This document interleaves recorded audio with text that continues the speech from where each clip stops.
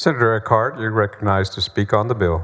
Thank you so much, Mr. President, and I know that this speech is not going to change this vote. But I want to take this moment to highlight, just as my colleagues have said, but I'm not going to repeat beyond this. This bill does not make us better educated, it doesn't make us healthier, it doesn't make us more prosperous, but it does make us less safe.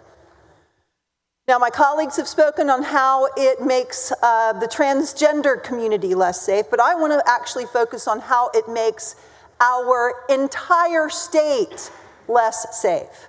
I am less afraid of sharing a restroom with a trans person than I am of the overall effects of this bill as it relates to our access to the courts.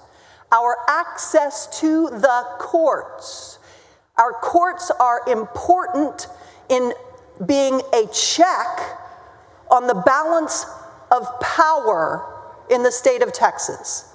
And when this legislature, whether intentionally or unintentionally, passes a bill that is unconstitutional, we should want, we should demand, and we should protect the right of Texans' access to the courts as plaintiffs to complain of its unconstitutionality.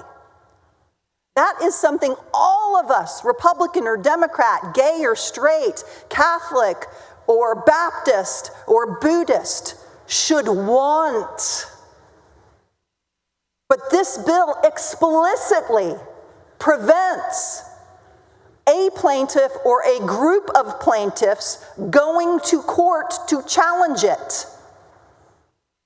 Whether you agree with this law, whether you agree with, having to share a bathroom with a transgender person or not, frankly, the bigger threat in this bill is not the transgender person in the stall next to you in the ladies' room. It's a lack of access to the courts to review the constitutionality of what we do. The legislature is important, and I am honored to serve in it. But there, I hope, is never a day that I believe that the legislature is supreme above our courts or our executive branch. We are co-equal. And this bill does not recognize that.